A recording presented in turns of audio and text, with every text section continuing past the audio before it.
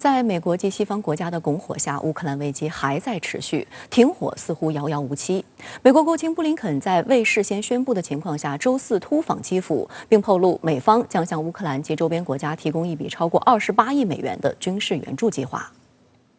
据报道，布林肯对乌克兰的访问是在严格保密情况下进行的。为了避免飞越乌克兰上空，他乘坐火车抵达基辅，在路上花了11个小时左右。在基辅期间，布林肯会见了乌克兰总统泽连斯基、乌外长库列巴，并与乌克兰高级官员举行会谈。据外媒报道，布林肯此行的一大目的是给乌克兰送去金援。他在会见期间表示，拜登政府已经通知国会，美国打算向乌克兰及其周边18个国家提供22亿美元的长期外国军事基金。而此前一天，美军参联会主席米莱已经宣布要为乌克兰提供价值6.75亿美元的重型武器装备等，这意味着美国将再向乌克兰及周边国家追加超过28亿美元的军事援助。布林肯告诉乌克兰，这笔钱旨在用于加强与北约的军事一体化，以及帮助反制俄罗斯。美国是希望借助俄乌冲突的这种延续来不断的来把北约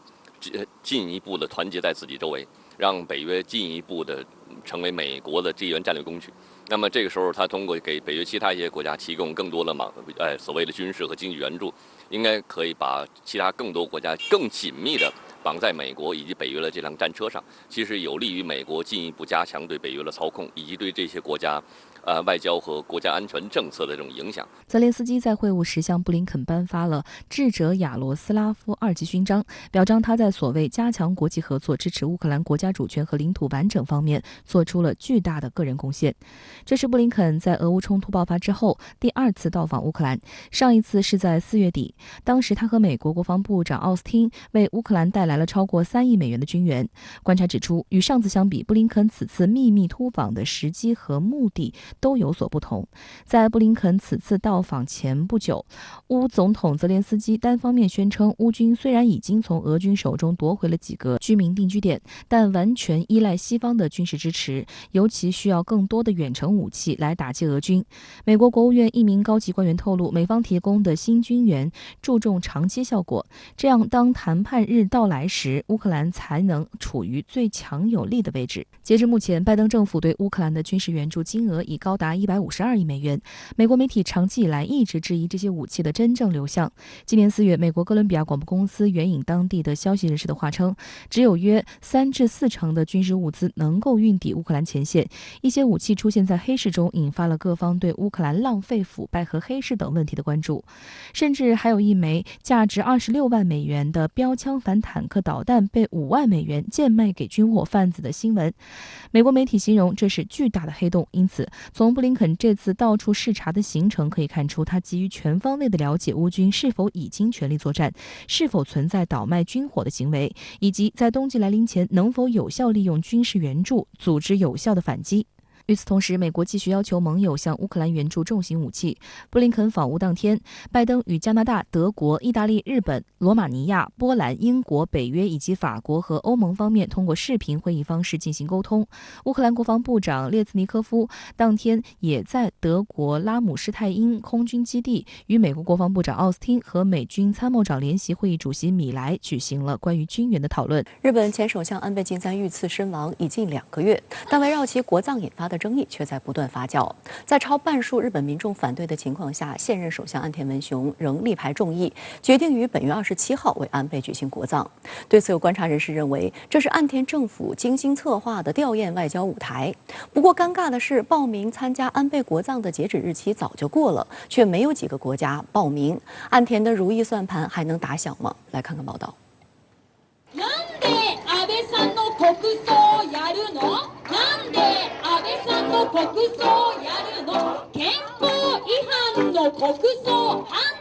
自岸田政府决定要为7月初遇刺身亡的日本前首相安倍晋三举行国葬以来，日本国内舆论一片反对。截至目前，已有多批反对党官员、社会人士在首相官邸和国会门口集合抗议。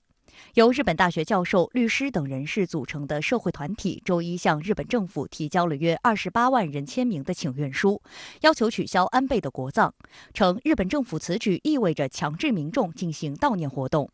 参与请愿的东京大学名誉教授上野千鹤子表示，日本民众绝对不会忘记和原谅安倍在忽视民众意愿的背后犯下的种种政治错误。私たちは彼のやってきたことの検証の必要こそあれ、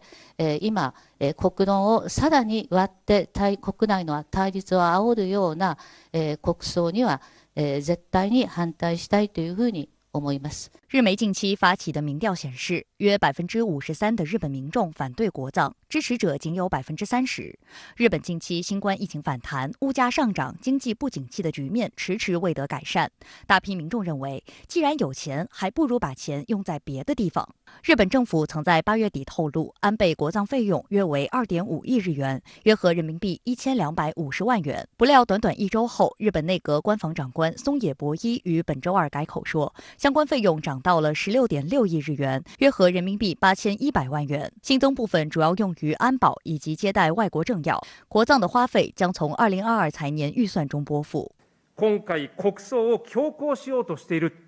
これが総理あなたじゃないですか。行政権の範囲内で内閣府設置法と閣議決定を根拠に決定したわけですが、こうしたこの国のその行為について国民にさらなる義務を課するとか、何か行為を強要するということではない限り、具体的な法律が必要がないという学説に基づいて、この政府としてもこの今回の件についてしっかり考えています。观察指出，岸田政府坚持为安倍举行国葬有2方面原因。安倍刚刚去世时，曾有大量日本民众在震惊之余自发的到场纪念，让岸田政府认为民心可用。尽管如今强大的反对声浪令岸田始料未及。此外，安倍是日本战后连续执政时间最长的首相，在外交领域十分活跃。岸田也希望借助安倍生前的海外影响力，开展吊唁外交，以增强岸田政府的外交表现力，进而提高支持率。我认为岸田最重要的他的目的是借由这个比较高规格的葬礼，然后接收自民党内这个安倍这一派大部分的这个政治能量和资源，让纳入岸田他的麾下，也就是更稳固他在国内的政治力量。那借着吊唁外交，让日本的整个国际的关注度，还有这个实际的展现的影响力能够大幅提高。根据岸田政府的规划，安倍国葬将于本月27号在日本武道馆举行。日本武道馆坐落在东京中心地带，是举办过多场大型国家公众活动、可容纳万人的场馆。当初为安倍国葬选址时，岸田政府考虑到出席葬礼的人数可能多达6000人，包括日本皇室成员、政府高官及海外政要等，规模预计超过2战后唯一办过国葬的前首相吉田茂。然而，令岸田政府尴尬的是，这一计划实际上并未得到海外的积极响应。新加坡联合早报周五的报道指出，原定在国葬3天前才公布的外国宾客名单，也因要争取日本国内支持，提前披露了一部分，包括美国副总统哈里斯、加拿大总理特鲁多、印度总理莫迪、澳大利亚总理阿尔巴尼斯及新加坡总理李显龙等。观察指出，这已经是日本政府拿得出手的5个名字了。外界同时注意到，美国总统拜登曾表示过出席意愿，但最后以形成冲突为由，代请副总统哈里斯赴日出席。而拜登却于周五表明，将参加刚刚过世的英女王伊丽莎白2世未定时间的葬礼，显示美国对日英态度的温差。除了拜登，法国总统马克龙以及正在考虑访问日本的德国前总理默克尔也明确表示将不出席安倍国葬。日媒对此大感失望，因为代替默克尔出席的是德国前总统伍尔夫。日本日刊现代的报道直言，伍尔夫在日本的知名度很低，而且上任第2年就被发现贪污，并带着污点辞职。德国派出受到批判的人物出席，说明安倍的国葬被德国轻视了。日刊现代还爆料，日本政府原本向全世界190多个邦交国发出邀约，报名截止日期是8月中旬，但直到9月初，很多国家都还没有回复。对此，有分析认为，一些国家犹豫的原因可能是安倍以这样的方式去世，让外国领导人对日本的安全产生了不信任。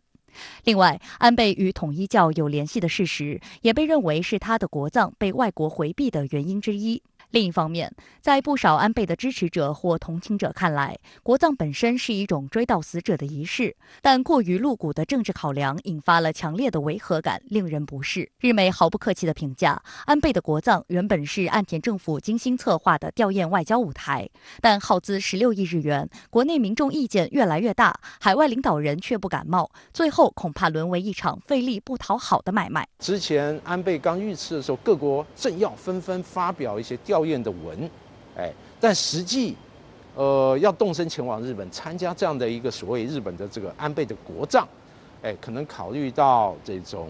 路途，还有周边的相关的安全等等，综合考虑来讲，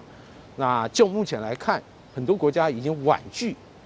或者表示不克出席，因此日本这样的一个这个吊唁外交之前所做的盘算，可能打了很多折扣。但值得一提的是，岸田政府如此看重安倍国葬的原因，是此前国际上不乏成功的吊唁外交案例。领导人的葬礼有时可以成为外交突破的关口，因为在这个人情味浓厚的场合，政治敏感性降低，比较容易打破政治隔阂。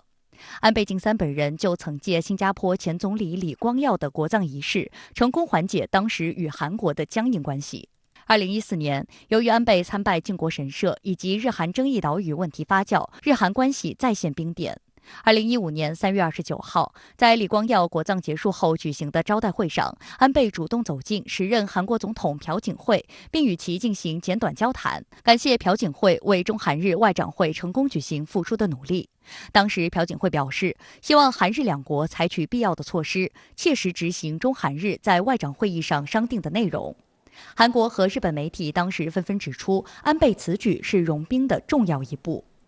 近日，日本财务省公布政府各部门2023财年预算申请总额，其中防卫预算申请额高达5.6万亿日元，约合2692亿元人民币，创历史新高。其中改良型的导弹以及2万吨级的大型宙斯盾舰计划格外引人关注。有评论称，日本近期以增加防卫预算为依托，频繁进行联合演训、装备研发、武器列装等活动，加强与盟友的军事捆绑，推进作战能力建设。有关动向或将对亚太地区安全形势产生负面影响。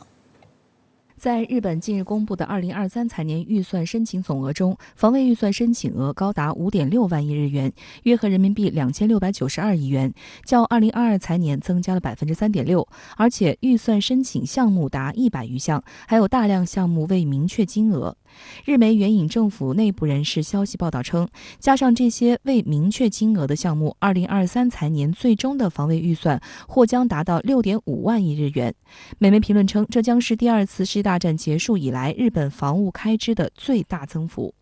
值得注意的是，在新财年预算申请中，被防卫省列为第一要务的是增强从敌方导弹射程外进行攻击的所谓防区外反击能力。为此，日本政府尝试加速推动修改宪法。欧洲现代外交网站近日刊文称，美国正向日本施压，要求其修改和平宪法。日本首相岸田文雄近日表示，将在国会尽快推动有关修宪的动议，以巩固安倍的遗产。有消息称，日本政府将在今年年底修订的国家安全保障战略等文件中，提出拥有反击能力及拥有攻击敌方导弹发射基地等场所的能力，其中改良型的导弹将成为其反击能力的核心。日本媒体近日爆出，日本政府正考虑列装1000枚以上的中程巡航导弹，以西南诸岛到九州为中心进行部署。报道援引多名日本政府官员的话称，这1000余枚导弹将由日本陆上自卫队现有的12式反舰导弹改进而成，改进后的导弹射程将增至1000千米。日本还计划为该导弹增加海基和空基等发射方式。我认为相关的发展未来不只是所谓的导弹射程延长，包括它这个海上自卫队、空中自卫队相关的兵力，我认为这个也是未来它发展一个方向。尤其是我们都非常清楚，在整个美国印太战略之下，日本如何这个扩展它的军事能力来配合美军遂行它的战略，那过去以来一直是美国思考的一个重要的方向。也因此，在日本本身有需求，美国这个相对的进行鼓励，这样的一个趋势下，其实这已经是成为未来日本军事力量会走的路子。在日本最新的防卫预算中，还有一个引发舆论关注的项目，那就是2万吨级的大型宙斯盾舰。根据日本媒体公布的信息，新舰预计长约210米，宽小于40米，满载排水量可能高达2.6万吨。与日本自卫队目前最大的准航母出云号基本相当，很可能一举成为自卫队排水量最大的非直通甲板主力战舰。不少军事爱好者由此联想到大和号战列舰。大和号战列舰是第2次世界大战中日本海军建造的大和级战列舰1号舰，也是当时世界上最大、最先进的战列舰。日本海军曾经希望凭借这一系列大舰巨炮乘风破浪，主宰大洋。不过，在1945年的冲绳岛战役中，这艘巨舰就被美军飞机击沉，葬身海底。目前，日本现役的排水量最大的宙斯盾战舰摩耶级重量为 1.04 万吨，而准备新建的2艘宙斯盾战舰猛增了近 1.6 万吨。日本防卫省的解释是，新舰将沿用陆基宙斯盾系统 SPY-7 雷达，它比目前宙斯盾战舰使用的 SPY-1D 系列雷达更重，为使重心平衡，需要加大船体，而且新舰主要用于长时间海上反导警戒，大型化有利于减轻海上摇摆以及增加自持力时间。除了排水量出乎外界意料，操作该舰所需要的人数之少也出乎意料。据称，新舰船员预计110人，约为目前宙斯盾战舰的1/3，全体船员都享受独立房间。按照日本防卫省设想，新宙斯盾舰的主要武器装备包括标准3 Block 2A 导弹和标准6系列的反导拦截弹，这些导弹安装在垂直发射系统内。在此次的预算草案中，日本防卫省已经编列了新舰的设计费和发动机购买经费，但还未公布具体数额。根据日本媒体取得的内部文件显示，当下相关计划的预算总额已从陆基宙斯盾系统最初的4500亿日元暴增至9000亿日元，约合433亿人民币。预计第1艘于2027年度末服役，第2艘于2028年度末服役。这2艘这个所谓的2万吨的军舰，它未来主要是打造成反导系统的一个海上重要的机动平台，它是起这样的一个作用，也就是这2艘舰的功能和战力其实可以 cover 掉它8艘这个宙斯盾驱逐舰许多的任务。那多余出来空出来的这个兵力，可以更专注于应对它所谓的这个西满诸岛相关的防务。其实说白了，也就是剑指中国。与此同时，近期日本自卫队还从深化联合演习、演训和强化装备研发合作等方面入手，推进与盟友的军事合作。据日本广播协会报道，8月28号至9月3号，日本陆上自卫队与美国陆军在日本九州地区展开一系列军事演习，旨在提高离岛防卫能力。据日媒报道，日本陆上自卫队约1400人，美陆军约700人参加此次联合训练，其中美军首次在日本国内进行单兵导弹实弹射击训练。值得注意的是，美国陆军太平洋地区司令查尔斯·福林周五表示，即使美日联合训练已经结束，他也不急于将曾在训练中使用过的多管火箭炮和其他武器装备从沿美基地撤走。2019年启用的沿美基地是日本在其西南诸岛中建造的一系列新基地中的一个，这些基地主要部署反舰及防空导弹系统。日本方面希望以此来遏制所谓来自中国的进攻。近年来，日本在军事扩张的道路上越走越远，包括大幅增加防卫支出，大力发展反导、太空、高超音速武器等军事技术，强化与盟友军事合作，谋求发展所谓反击能力等，严重威胁亚太地区的和平、安全与稳定。分析人士表示，当前日本将政治和经济资源集中在修宪和增加国防开支上的做法过于短视。日本政府不应忘记2战的惨痛教训，即如果没有正确的外交理念与政策，即便拥有强大的武力，最终也是南辕北辙。日本应该通过外交手段维护地区和平与安全，切实尊重亚洲邻国的安全关切，在军事安全领域谨言慎行，才能真正取信于邻国和国际社会。来关注半岛局势。据朝中社周五报道，朝鲜最高人民会议周四颁布关于核武力政策的法令。法令规定，朝鲜核武力政策属于防卫性质，其基本原则是作为最后手段使用核武器。值得一提的是，周四是朝鲜民主主义人民共和国成立74周年的日子，在这一时间节点颁布涉核重要法令，朝鲜有何考量？与美韩近来不断升级联合军演、升高半岛温度是否有关？针对朝鲜新法令，美国白宫低调回应，声称对朝鲜没有敌对意图，继续寻求与朝鲜外交接触。朝中社周五报道，朝鲜民主主义人民共和国成立74周年庆祝活动周四晚在首都平壤举行，朝鲜劳动党总书记、国务委员长金正恩出席。据报道，在升旗仪式庆祝表演之前，朝鲜空降部队和战斗飞行队还进行了降落特技表演和飞行特技表演。金正恩夫妇到场后，向全体与会者表示祝贺。表演结束后，金正恩还登台与表演者合影留念。有分析认为，虽然今年并非见证日逢五逢十的重要年份，但在自然灾害和新冠疫情肆虐的情况下，此次大规模庆祝活动意在加强内部团结。庆祝国庆之际，周四当天，朝鲜最高人民会议颁布了关于核武力政策的法令。按照朝中社的报道，该法令规定，朝鲜反对核战争等一切形式的战争，向往建设实现国际正义的和平世界。朝鲜核武力政策属防卫性质，致力于打造可靠、有效、成熟的核遏制力，旨在防止拥核国家之间的误判和核武器的滥用，最大限度减少核战争威胁。报道还称，核武力是国家防卫力量的中枢。法令强调，朝鲜核武力政策的基本原则是作为最后手段使用核武器。法令对核武力的使命、组成、指挥控制等方面作出法律规定。周四召开的朝鲜第14届最高人民会议第7次会议上揭露，美国的目标是消除朝鲜核武，其最终目的还是让朝鲜弃核，放弃和弱化朝鲜行使自卫权的能力，以伺机瓦解朝鲜政权。英国女王伊丽莎白2世当地时间周四与世长辞，她的长子查尔斯结束了70年的等待，在73岁这年成为英国和其他14个英联邦王国的国王。当地时间周六，查尔斯3世在圣詹姆斯宫正式宣誓登基，成为英国新君主。查尔斯3世的长子威廉王储全程陪同。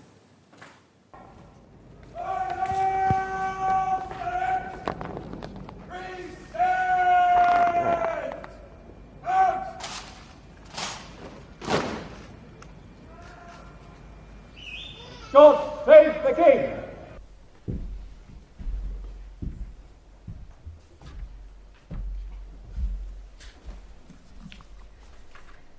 God save the king! God save the king! 查尔斯3世在圣詹姆斯宫举行的仪式上发表讲话，他表示将把剩下的生命奉献给新角色。I am deeply aware of this great inheritance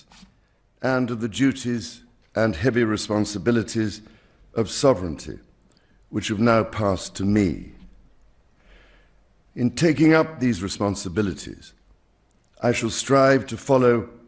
the inspiring example I have been set. 查尔斯3世向他的妻子卡米拉表示感谢，并在仪式上签署了2份宣誓文件。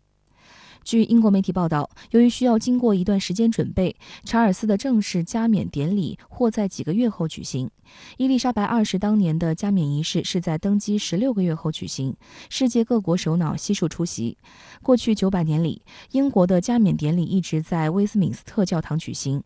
正式登基前一日，也就是当地时间周五晚，查尔斯3世发表担任英国国王之后的首次全国电视讲话。视频中，其已故母亲女王伊丽莎白2世的照片被放在显眼位置。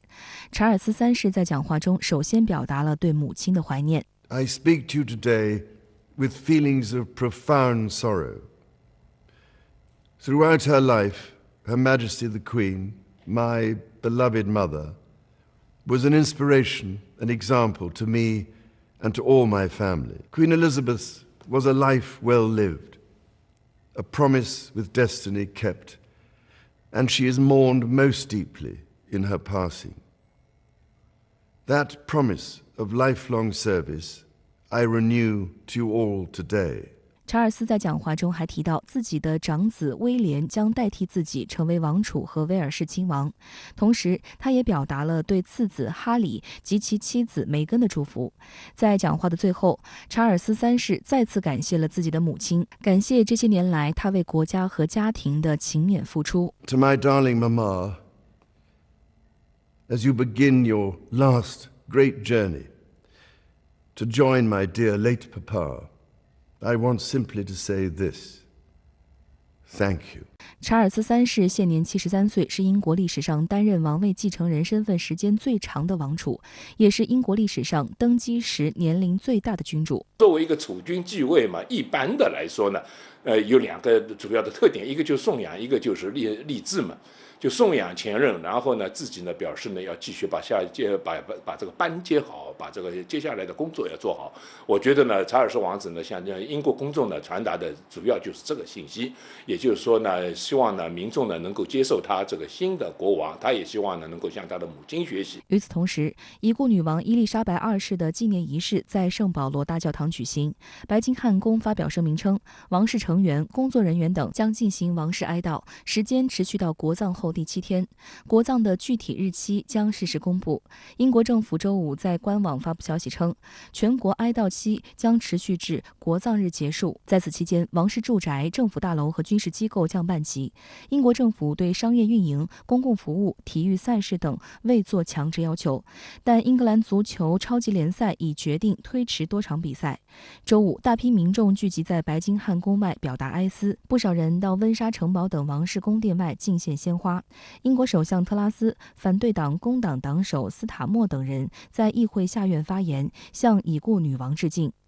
英国各地隆重的悼念仪式反映出女王在英国民众心中的崇高地位。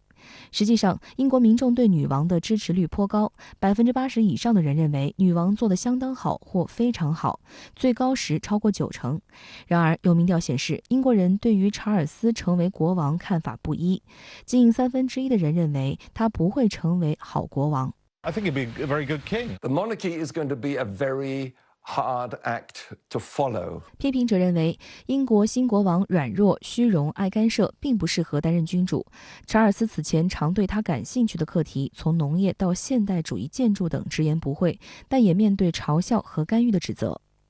The Queen never gave an interview. The Queen never expressed an opinion.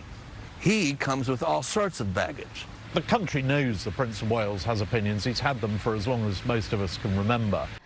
伦敦大学学院创立宪法部门的哈泽尔认为，作为国王，查尔斯得做出改变，严格遵守中立的立场。If, despite a warning from the Prime Minister given in the weekly audience, Charles, as King, continued to voice opinions publicly on matters of political controversy, then I would expect the next step might be for the Prime Minister to write to the monarch, reminding him of his constitutional duties as sovereign. And in effect, having given an oral warning, this would now be a written warning, and it would be a very serious next step. So long as the monarch expresses any concerns that they might have in private to the Prime Minister, that's not crossing any political or constitutional boundary. It's only when the monarch begins to express opinions publicly on matters of political controversy that might cause the government difficulty that behavior becomes unacceptable. 此外，查尔斯与已故王妃戴安娜的失败婚姻也会一直被人提起。A very good measure of just how popular Elizabeth was the fact that we basically have no Republican movement in this country. I think Charles will be less successful than his mother in rallying opinion. It will be difficult for Charles to be able to do that. Elizabeth could do it because she'd been there for so long and because she did her job with consummate skill. Charles is a more controversial figure. He's got more pronounced opinions on things, and he has, had a difficult training. His marriage to Diana was an exceptionally controversial one. And I suppose in love. Of course. Whatever in love means. So it'll take time for him to earn the right to get people to say that I may not be a monarchist, but I'm a supporter of the new king.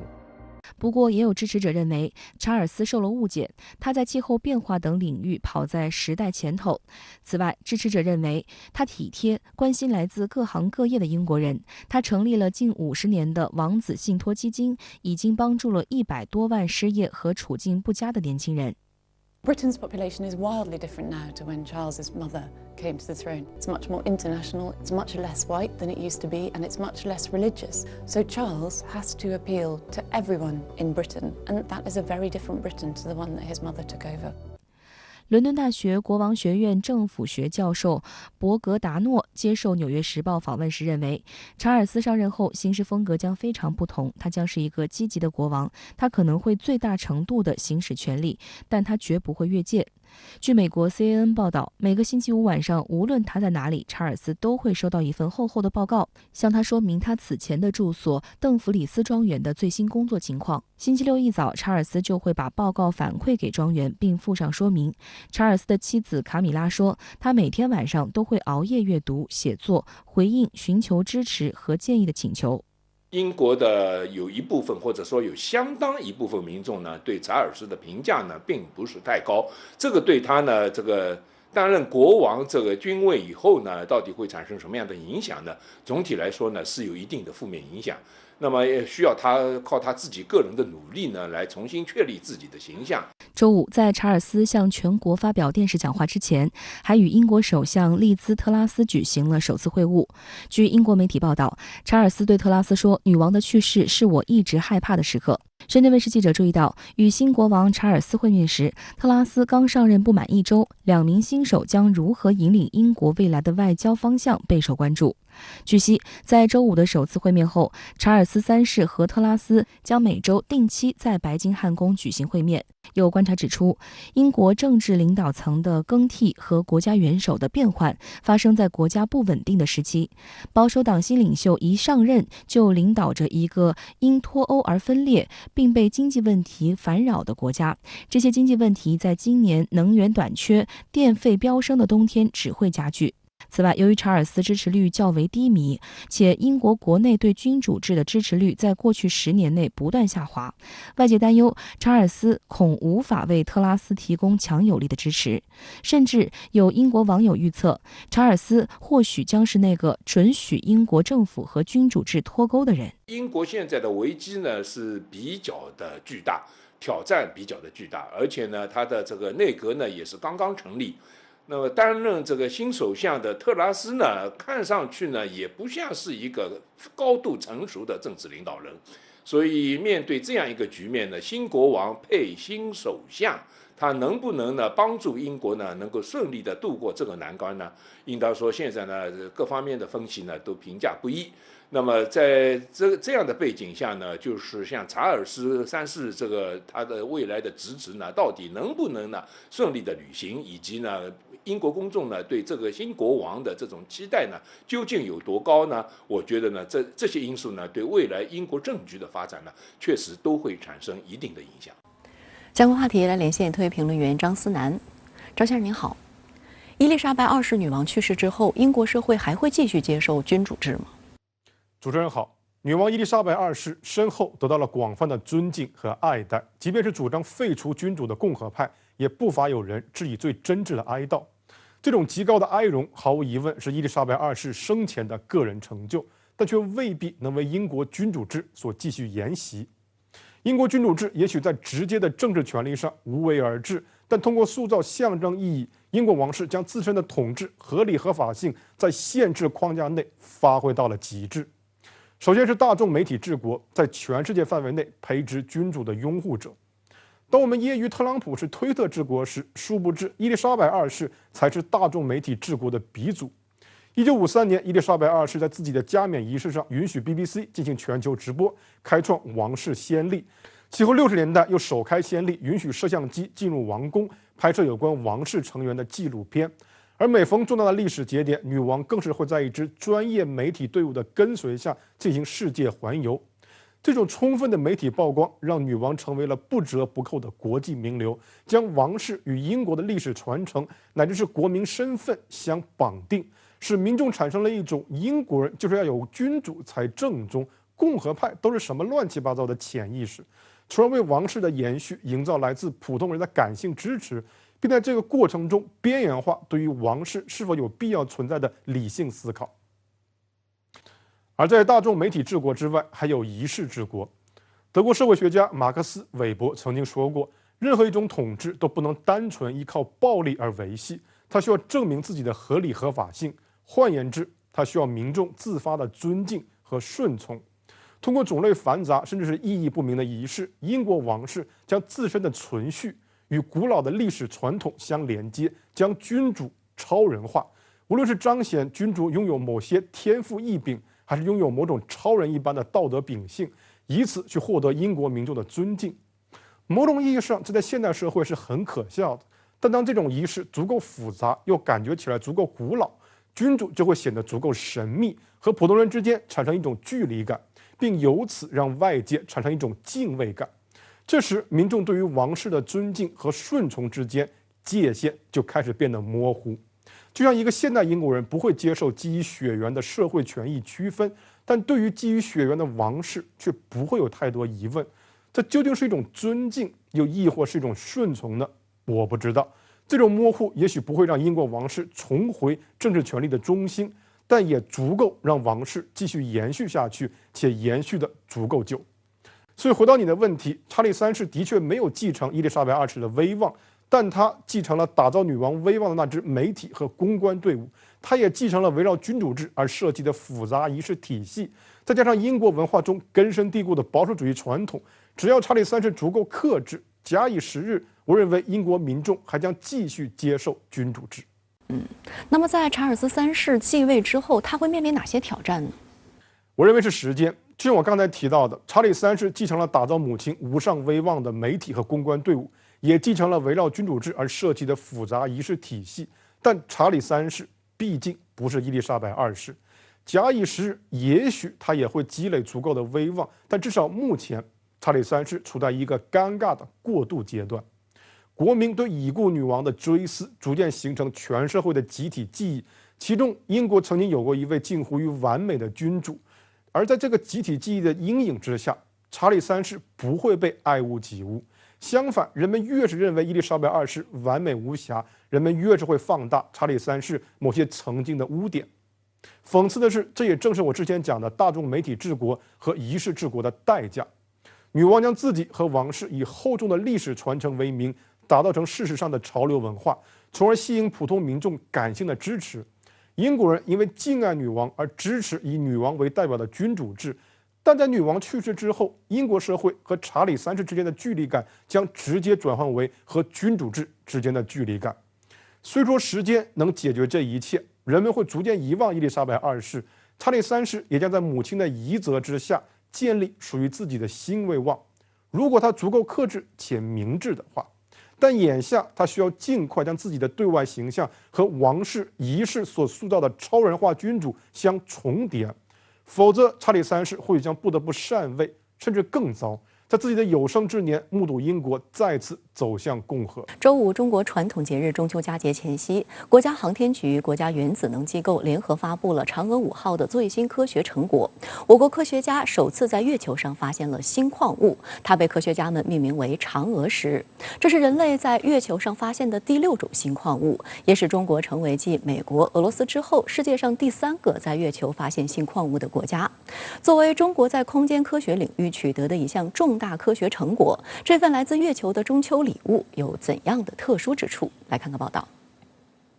外表看起来很像水晶的嫦娥石是一种磷酸盐矿物，呈柱状晶体，存在于月球玄武岩颗粒中。中核集团核工业北京地质研究院月球样品研究团队通过 X 射线衍射等一系列高新技术手段，在14万个月球样品颗粒中分离出一颗粒径约10微米大小的单晶颗粒，并成功解译其晶体结构。它是一种富含稀土的新的磷酸盐矿物。本来是把它当作磷灰石在研究的，然后打完成分之后，发现这个稀土特别高，磷灰石是不会有这么高的稀土的。然后我们又打了相似的其他的颗粒，发现它是稳定的高。然后这个时候就有意识觉得它不是磷灰石，它可能是另一种矿物。为致敬中国航天嫦娥工程探月事业，核地研院将月球新矿物命名为嫦娥石，这是纪念中国嫦娥工程首次取回的月球样品。它明确了该矿物来自中国传统神话嫦娥的居住地即月球，同时也表明该矿物取自嫦娥5号的降落点。据了解，嫦娥石是继广寒宫、织女、河谷等35个月球地理实体命名后，月球科学家探索领域又一具有中国文化特色的月球相关名称，再次展示了科学技术与文化艺术融合的中国式浪漫。最终，这种硬度和人类的牙齿差不多的嫦娥石，经国际矿物学会新矿物分类及命名委员会投票通过，确证为一种新矿物。嫦娥石这支叫陨泥纳美钙石亚族，然后这一族就是典型的地外矿物，它只在月球以及陨石里有出现，但是它的这个元素组成和含量呢，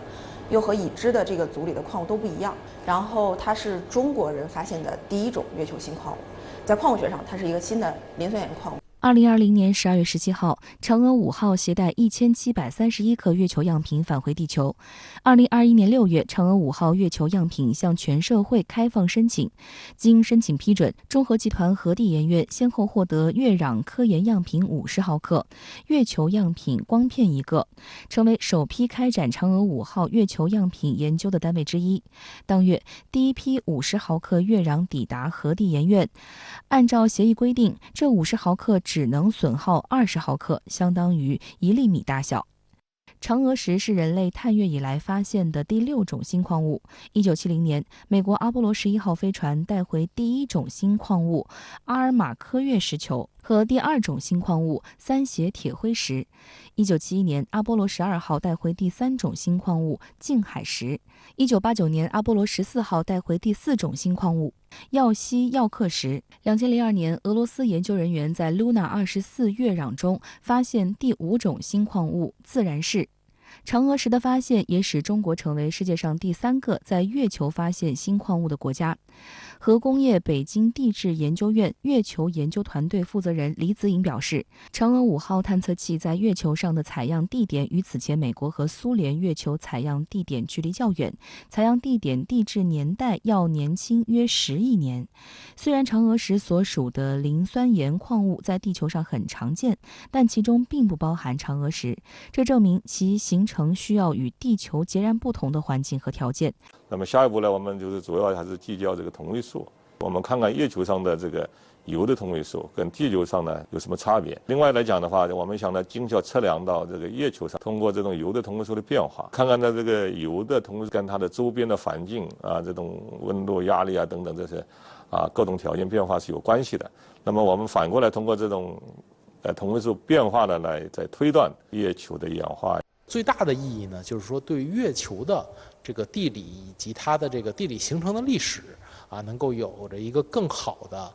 发现和这个，同时呢，也对过去的一些咱们对月球形成的一些这个猜测呀、假设呀，可能会有一些这个实际物质上的佐证。